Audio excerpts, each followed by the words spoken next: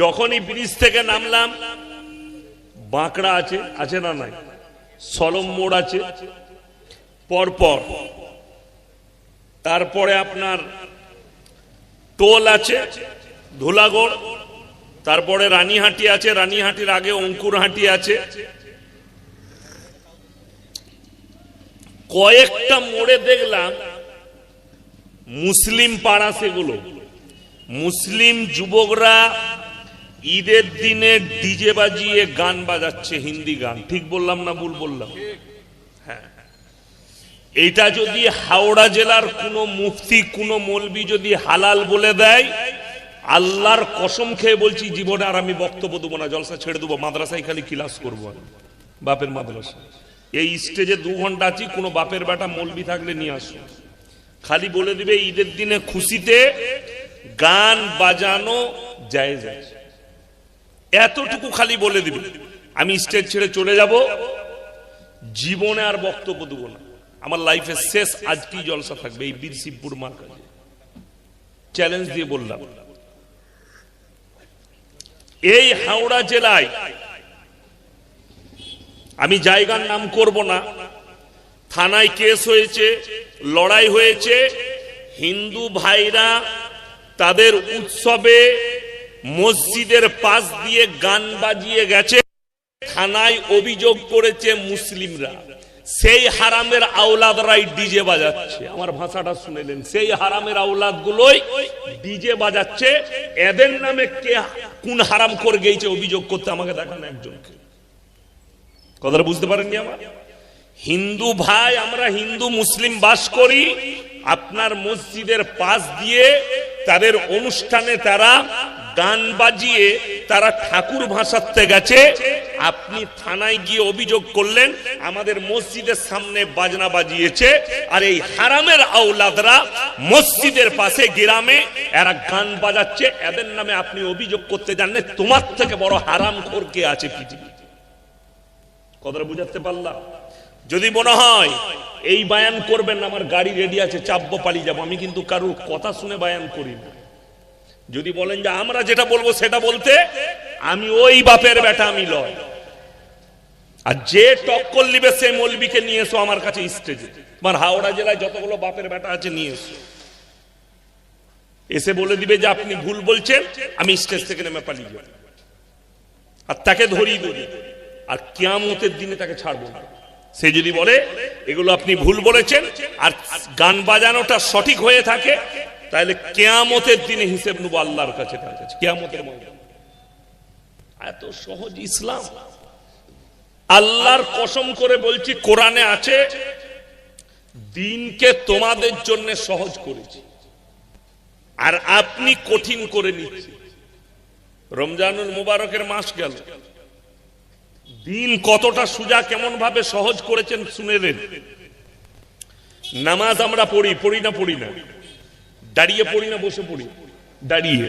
যদি দাঁড়িয়ে পড়তে না পারি, বসে নামাজ হবে না? হবে না? বসে হবে। বসে যদি না পারেন, শুয়ে নামাজ হবে না? হবে না? যখন বসার ক্ষমতা আর নাই, শুয়ে শুয়ে ইশারাতেও নামাজ হবে। জোরে বলুন সুবহানাল্লাহ। তাহলে দিনকে আল্লাহ সহজ করেছে বলে হর হালতেই নামাজটা আপনার হয়ে যাবে। উজু করতে পারছেন না, ডাক্তারে বলল যে তুমি যদি উজু করো তোমার সর্দি লেগে যাবে, একজেমা হবে কিংবা রোগ হবে, উজু করতে পারবে না।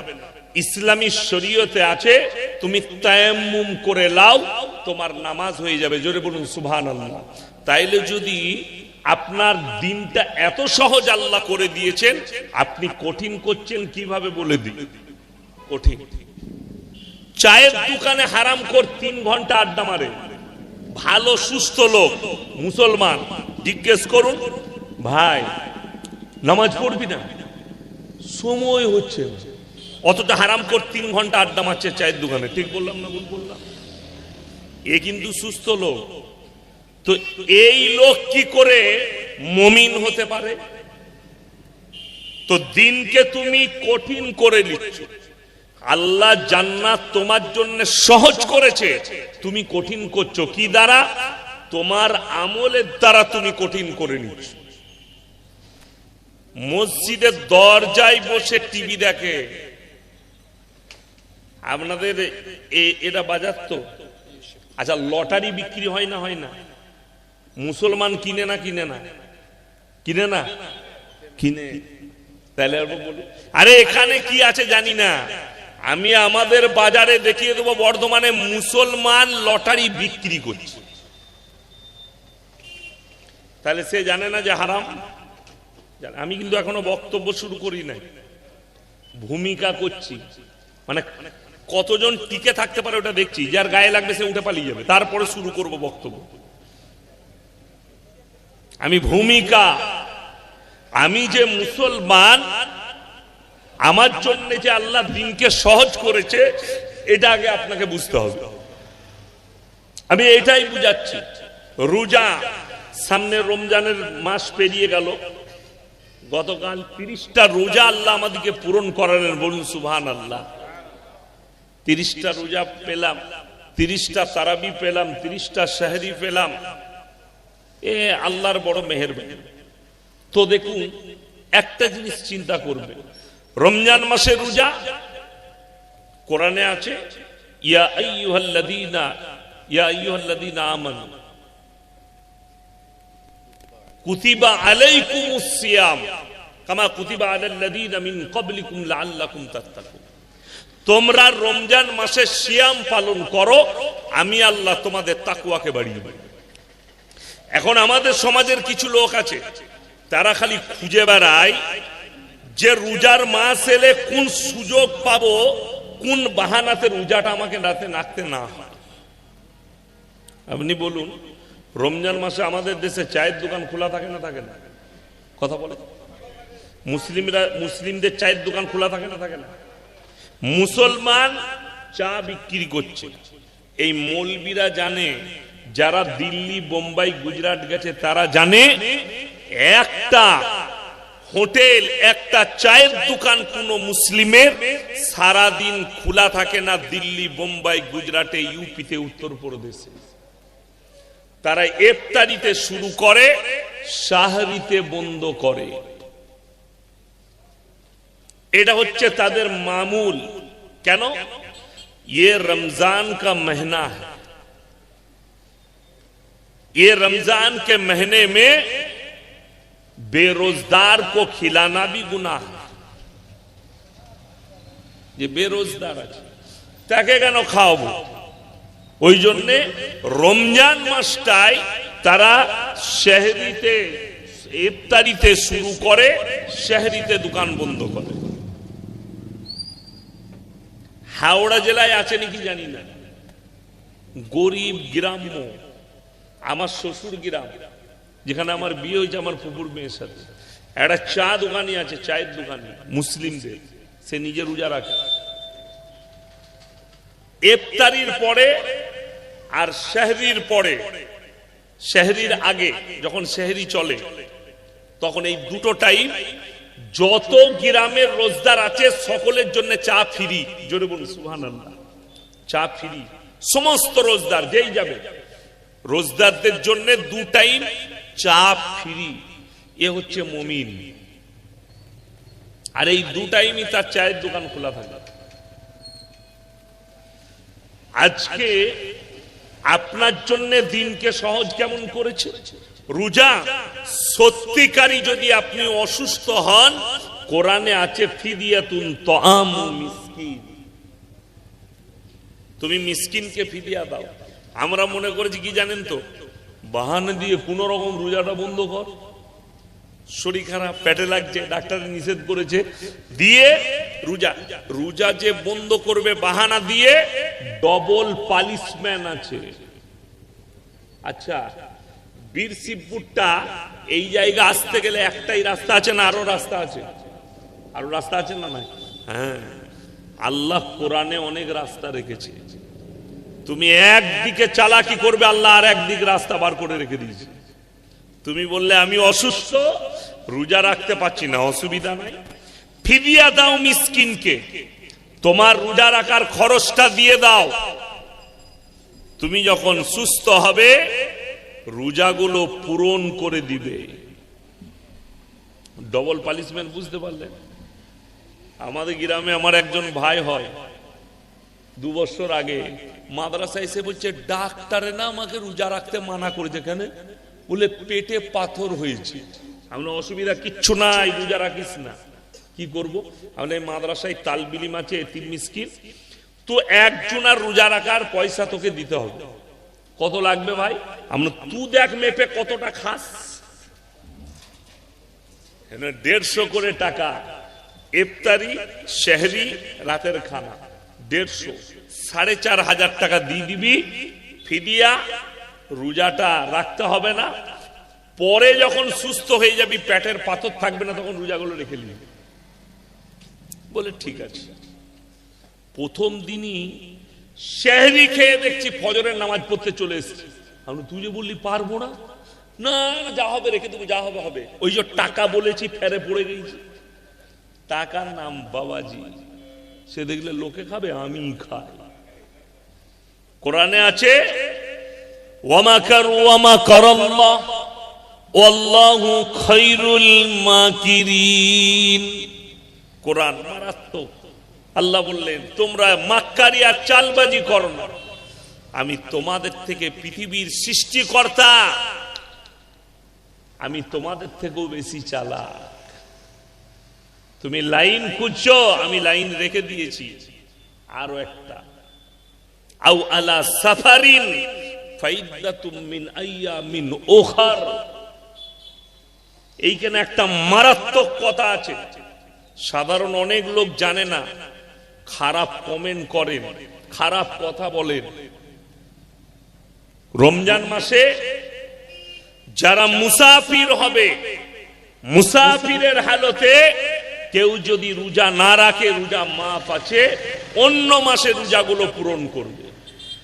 এক্সাম্পল দিই, আপনার বীরশিবপুর মার্কাজে আদায় করতে এলো, কোথা থেকে? পুরুলিয়া ডিস্ট্রিক্ট, 300 কিলোমিটার দূর থেকে আদায় করতে। মুর্শিদাবাদ থেকে এসছে আদায় করতে। বেচারা ঘুরে ঘুরে আদায় করছে, বেচারা রোদে গরমে রোজা রাখতে পারেনি। তো সে কি করেছে? পানি খেলো মসজিদে। একজন দেখেছে, সে বলছে একদম টাকা দিবি নেবে, সালাটা রোজা রাখেনি, পানি খাচ্ছে। ও তো মশলা জানে না। তোমার আগে জানা দরকার আপনি কোথা থেকে এসছেন। জি আমি পুরুলিয়া থেকে। ওহো, লোকটা মুসাফির, রোজা মাফ আছে, চুপ করে যাও, আর কিছু বলা যাবে না। সে অন্য মাসে পূরণ করবে। তো আল্লাহ সহজ করেছে না করেনি? তুমি মুসাফির, রোজা অন্য মাসে পূরণ করবে। তোমার যদি কষ্ট হয়, রোজা রাখতে না পারো। এই অনেক লোক আছে, কি বুঝলেন, বিবির পেটে বাচ্চা আছে, তার যদি ডাক্তারে নিষেধ করে, তার যদি অসুস্থতা থাকে, রোজা রাখার প্রয়োজন নেই। অনেকজন পরেজগার, 3 দিন নামাজ পড়ে পরেজগার হয়েছে, তসবি করে, বউকে বলছে মরে যাবি, মরে যা, রোজা ছাড়বি না। তুই কেলানি খাবি কবরে যাওয়ার পরে।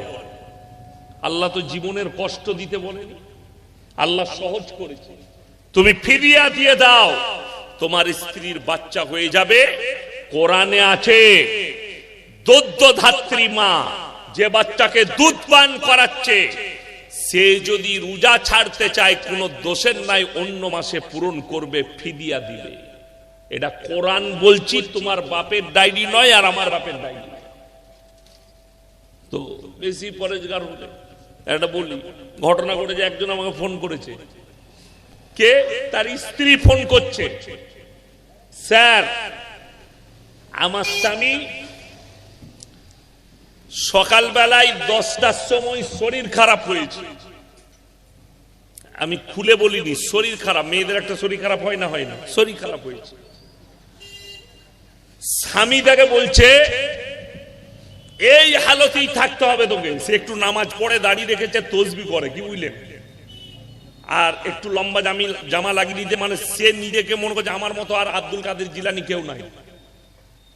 দিয়ে বউকে বলছে তুই এই হালতেই থাক, খাওয়া যাবে না, রোজার নেকি পেয়ে যাবি। আমি বলি তুই আগে ঝাঁটা খাবি। যখন যদি সেহরি খাই, 8 ঘন্টা পরে যদি শরীর খারাপ হয়ে যায়, রোজা থাকলো না, রোজা ভেঙে গেল। স্ত্রী নির্দ্বিধায় খাবে। কোন স্বামী যদি বলে এই অবস্থায় তোমাকে খাওয়া চলবে না, তুমি রাখো, রোজার নেকি পাবে, তার থেকে গুমরার মূর্খ পৃথিবীতে কেউ নাই। এই ইসলামটা বুঝাতে চাইছি আপনি। এরপর চলুন, আজকে মুসলমান আমরা ইসলাম যেটা চালাচ্ছি সেটা আবেগে চলছে, আবেগে। আপনাদিকে এরপর সূক্ষ্মভাবে বলে যাচ্ছি, বক্তব্য শুরু করছি। এরপরে আল্লাহর কসম, কিয়ামত করিবান। আপনি মনে করছেন দুনিয়ার বয়স বাড়ছে? না, দুনিয়ার আয়ু শেষ হয়ে যাচ্ছে, কিয়ামত এগিয়ে আসছে। ছোট ছোট আলামত গুলো উলামারা অনুভব করছে, বড় বড় উলামায়ে দ্বীন আমরা অনুভব করছি ছোট আলামত গুলো। আপনি ভেবে দেখুন, গান বাজনা, আজকে যে যুবকরা 30টা রোজা রাখলো, সেই বহু মুসলিম যুবক আজকে ঈদের নামাজের পরে এখনো কত পাড়ায়, কত মুসলিম যুবক কত হোটেলে বসে মদ পান করছে, আল্লাহ ছাড়া কেউ জানে না। এরা কিয়ামতের আলামত। এরপরে হাদিস শোনাবো, মুসান্নাব ইবনে আবু শাইবার 40 নম্বর হাদিস। আল্লাহর নবী জনাবে মুহাম্মদুর রাসূলুল্লাহ সকলে বলুন সাল্লাল্লাহু আলাইহি ওয়াসাল্লাম, তিনি বললেন, হে আমার সাহাবীরা শোনো, কিয়ামতের পূর্বে মসজিদগুলো মুসল্লিতে ভর্তি হয়ে যাবে। জোরে বলুন না সুবহানাল্লাহ। সাহাবীরা বললেন, ইয়া রাসূলুল্লাহ, মুসল্লিগুলো কেমন থাকবে? নবীজি বললেন, হে আমার সাহাবীরা শোনো, সেই নামাজিরা হবে সুদখোর নামাজি। তারা সুদ খাবে, বড় বড় অট্টালিকা বাড়ি বানাবে, বড় বড় শপিং মল করবে। ইমানদার তাদের মধ্যে আর কেউ থাকবে না, অথচ তারা মাথা ঠুকবে। এটা মুসান্নাব ইবনে আবু শাইবার হাদিস। আপনার চোখ দিয়ে পানি আসা দরকার। আজকে দেখুন, যুবকরা নামাজ তো পড়ছে, কিন্তু তারা পাপটা নরমাল ভাবে পাপ করে যাচ্ছে, মানে ওটা পাপই নয় তাদের কাছে, অথচ বড় বড় পাপ। তারা জিনা করছে, অথচ তাদের কাছে ওটা কিছুই নয়। হারাম হালালের বিচার নাই। তার কারণ একটাই, যতক্ষণ পর্যন্ত যে জাতির কাছে শিক্ষা নেই, এডুকেশন নাই, সেই জাতির পরিবর্তন ঘটতে পারে না। নবীজি সাল্লাল্লাহু আলাইহি সাল্লামের কাছে আল্লাহর ওহী এসেছে, কোরআন এসেছে। প্রথম যে কথাটা এসেছে, ইকরা বিসমি রাব্বিকাল্লাযী খালাক, হে নবী পড়ো। শিক্ষার কথা এসেছে, এডুকেশনের কথা এসেছে, শিক্ষা দীক্ষার কথা এসেছে। আজকে এতগুলো মানুষ শুধু নয়, গোটা হাওড়া জেলায় যতগুলো মানুষ আছে, মুসলিম আছে, যদি বার করা হয় আর সমীক্ষা করা হয়, কত পার্সেন্ট মুসলিমের কাছে দ্বীনি ইলম আছে? দ্বীনি ইলম হাসিল করা ফরজ না ফরজ নয়? জোরে বলুন, ফরজ। 95% মুসলমানের কাছে দ্বীনি ইলম নাই। ঠিক বললাম না ভুল বললাম? হারাম হালালের বিচার নাই, দিন বদ্দিন চিনে না, শিরক বিদআত চিনে না, কুফরি চিনে না, কোনো কিচ্ছুর জ্ঞান নেই। আপনি হারাম হালাল কি করে বুঝবেন? আপনার জানা আছে, মার কাছে বসবেন তালিমে, ইমাম সাহেবের কাছে বসবেন, দুটো হাদিস শুনবেন যে হুজুর, আমি যে নামাজ পড়ছি, আমি যে দোয়া করি, আমি যে আমল করছি, আমি যে তাসবিহ করছি, এই রমজান মাসে রোজা রাখলাম, তারাবি পড়ছি, রমজান মাসে ইবাদত করছি, আমার দোয়া কি করে কবুল হবে? প্রথম শর্ত ইসলামের শরীয়তে রাখা হয়েছে দোয়া কবুলিয়াতের জন্য, সেটা হচ্ছে হালাল খাওয়া, তবে দোয়া কবুল হবে। মুসলমান হারাম হালাল কি বুঝে? হোটেলে ঢুকিয়ে বলছে এক বোতল মদ দে তো ভাই, মদ খেয়ে নি। এরপর বলছে মুরগির মাংস আর রুটি নিয়ে আয়, তখন জিজ্ঞেস করছে মুরগিটা জবাই না কাটা, আমরা মার হারাম করে জুতো করে। আচ্ছা, যে মদ খেলো তার আর ওইটা জিজ্ঞেস করে লাভ আছে? কথা বলে না, লাভ নাই। কেন? ওটাও হারাম, এটাও হারাম।